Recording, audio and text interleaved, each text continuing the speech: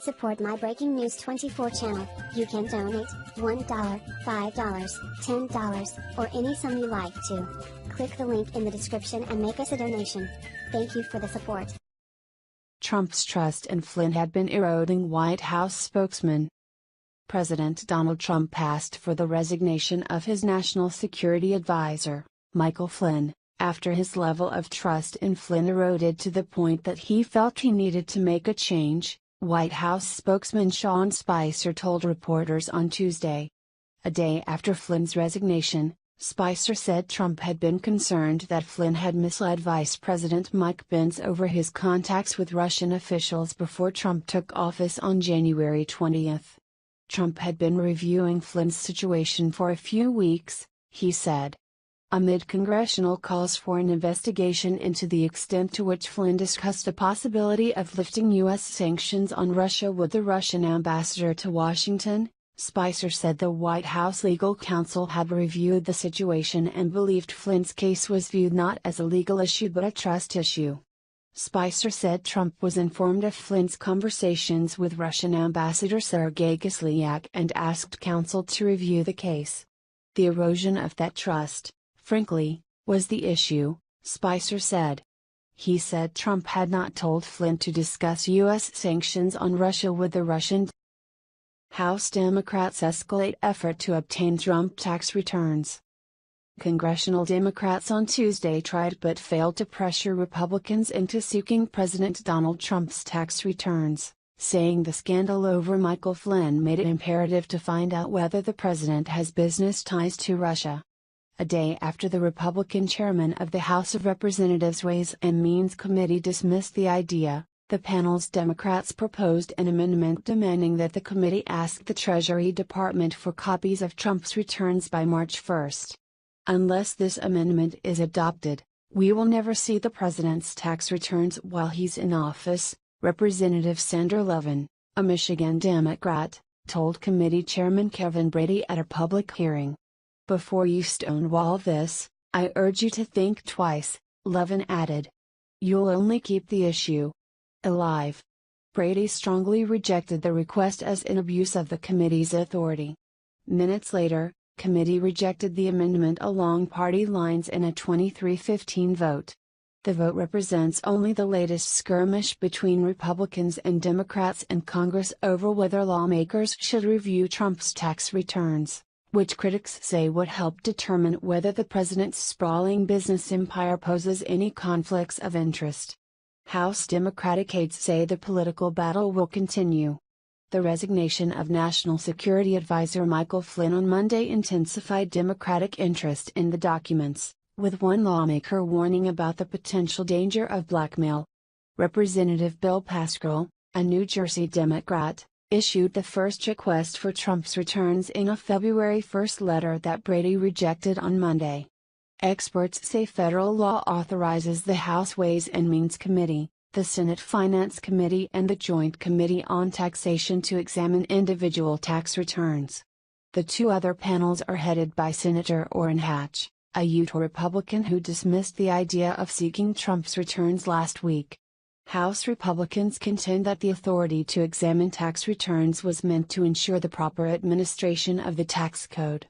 Democrats contend that Trump's business empire involves state-owned enterprises in China and the United Arab Emirates, as well as other interests in Russia, South.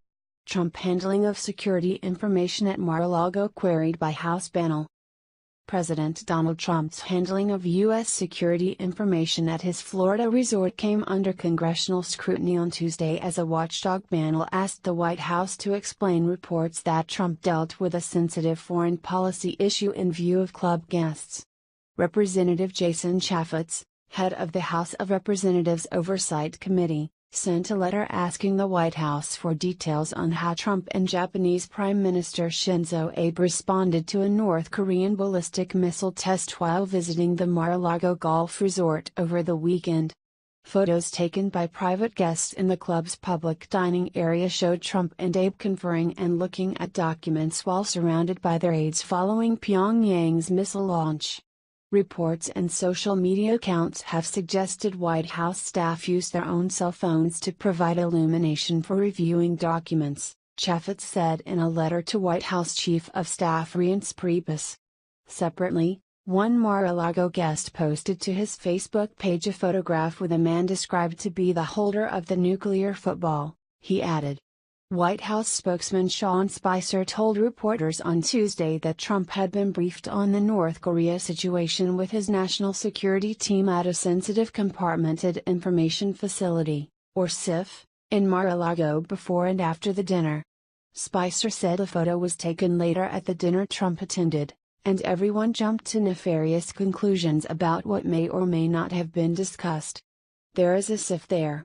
It was utilized on 2 occasions that evening to convey to the president by his national security team the situation in North Korea, Spicer said.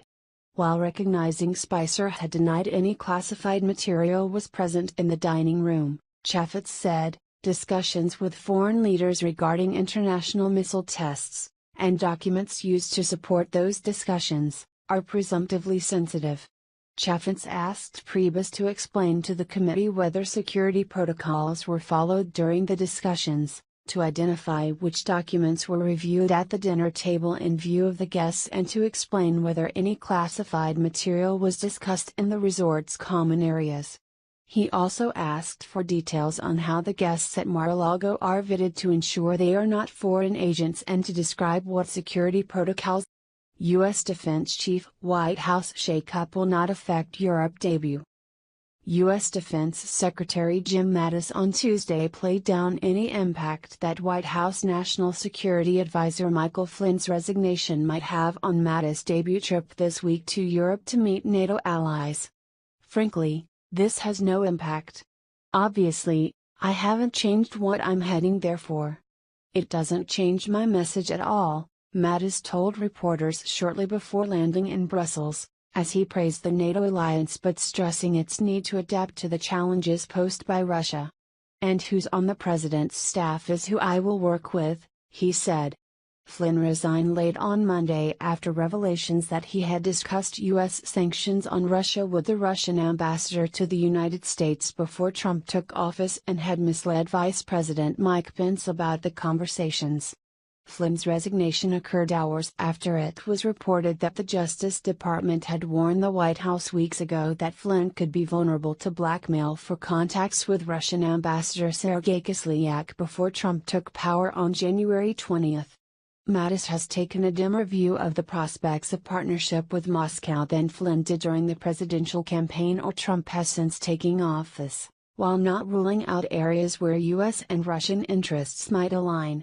Speaking to reporters on Tuesday, Mattis said the North Atlantic Treaty Organization needed to adapt to the challenges posed by Russia after 2014, when Russia's annexation of Ukraine's Crimea Peninsula upended the alliance's assumptions about cooperation with Moscow. 2014 was a watershed year. It was a year when many of our hopes for some kind of partnership with Russia were shown to be unavailing, Mattis said, extolling NATO as the most successful military alliance in history. We've got to adapt and make certain that the transatlantic bond remains strong, he said. In his January Senate confirmation hearing, Mattis accused Russia of trying to break the NATO alliance. In L1N1F218B, Flynn, in contrast, frequently raised eyebrows among Washington's foreign policy establishment for trying to persuade Trump to warm up U.S. relations with Russia. One U.S. official said Flynn's departure, coupled with Russia's aggression in Ukraine and Syria and Republican congressional opposition to removing sanctions on Russia, removes Trump's most ardent advocate of taking a softer line toward Russian President Vladimir Putin. Flynn's leaving may make a significant course change less likely, at least any time soon, the official said. In L1N1F1L9, another official said Flynn's departure might strengthen the hands of some cabinet secretaries. If you like to receive more news on our YouTube channel, please click the subscribe button. If you like to receive an alert every time a new upload is made, hit the bell. Give us a like to the video or dislike if you agree or not to the news. Be proactive. is your life and the news will serve your day. Finally, leave us your opinion in the comment section on what you think about the subject. Thank you and stay tuned to Breaking News 24.